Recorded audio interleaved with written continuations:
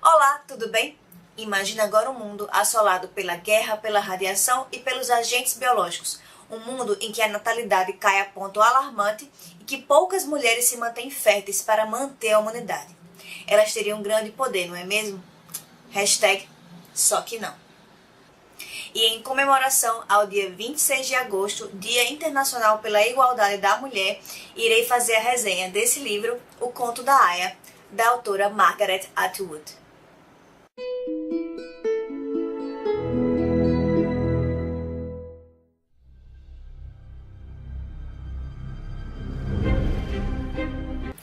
O livro O Conto da Aia, da autora Margaret Atwood, foi publicado em 1985 e a edição que eu tenho aqui comigo é a edição da Rocco. Esse livro faz parte do projeto do canal Volta ao Mundo em 50 Livros e se você não conhece ainda o projeto, vou colocar aqui no card e na descrição do vídeo os outros vídeos do mesmo projeto.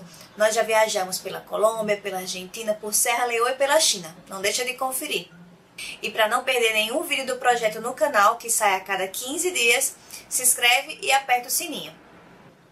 Nesta obra-prima de uma das maiores autoras da língua inglesa, refletimos sobre a fragilidade das instituições, a fragilidade dos direitos civis, principalmente da liberdade. Através de uma narrativa em primeira pessoa, acompanhamos a vida de Offred, uma serva, uma aia de 33 anos na República de Gilead. Neste novo mundo, as mulheres são catalogadas como mercadorias a serviço do homem e são vestidas e classificadas de acordo com a sua função. A Offred, por exemplo, é uma aia. Uma aia é nada mais nada menos do que uma procriadora nesse mundo em que os níveis de natalidade estão cada vez mais baixos. Ela veste essa túnica longa em vermelho e usa essa touca branca que cobre a sua visão e a impede de se comunicar e enxergar o mundo ao seu redor.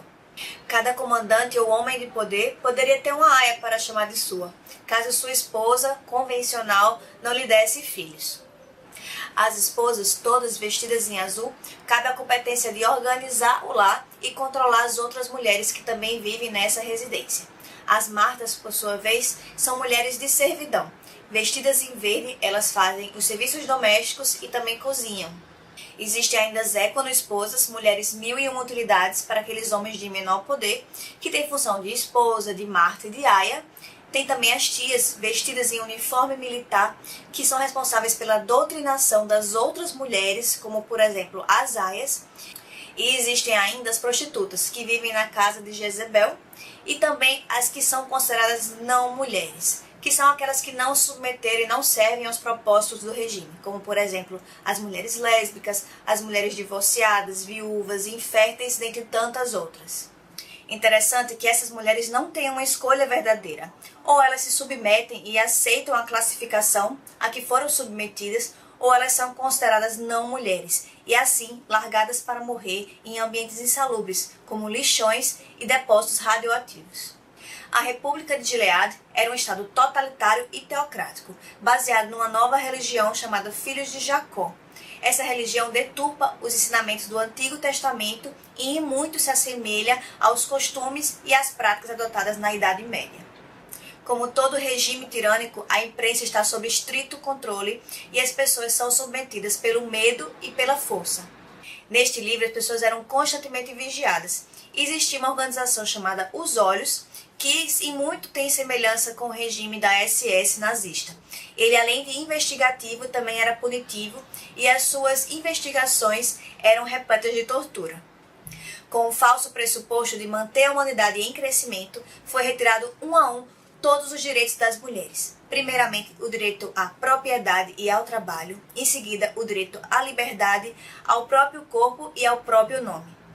Todos os que eram contrários ao regime foram exterminados, inclusive alguns sob falsas acusações, e também aquelas pessoas que não serviam ao propósito do governo também eram exterminadas, como por exemplo os homossexuais, as feministas, como eu já comentei anteriormente, pessoas adúlteras e também aquelas que acreditavam em outras religiões. Para as mulheres, a leitura era considerada imoral e proibida. E, inclusive, a Bíblia era trancada para que não fosse lida. E assim, somente quem apoiava o regime pudesse interpretá-la a seu próprio modo. E isso me lembra novamente a Idade Média, com suas missas rezadas em latim.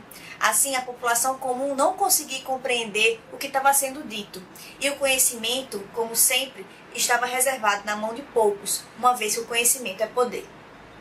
Enquanto Offred relata seu dia a dia como Aya, ela tem flashbacks de uma época em que ela era filha, que ela era mãe, que ela era esposa e que ela podia concordar ou discordar de coisas banais, uma época em que Offred tinha direitos. E uma passagem muito importante desse livro, que cabe grandes reflexões sobre a atualidade em que vivemos, é a história da morte do sapo.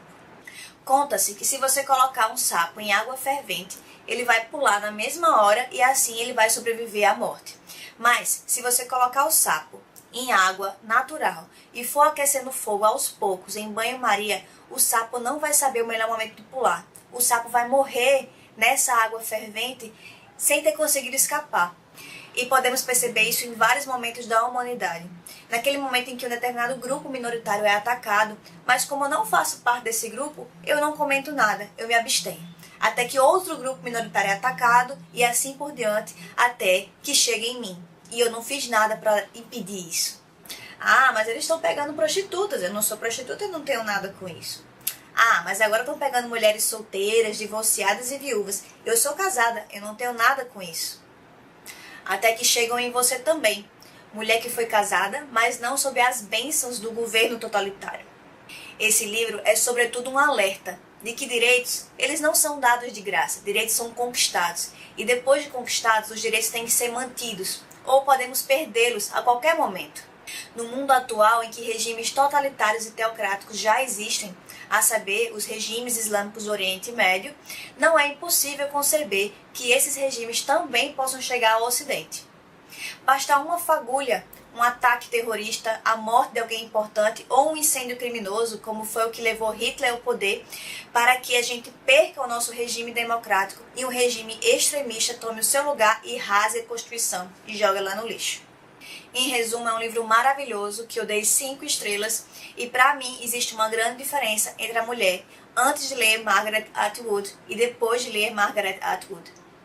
O Conto da Aya é um livro de arrepiar os cabelos do braço, de revolver o estômago, mas sobretudo é uma leitura muito necessária e atual.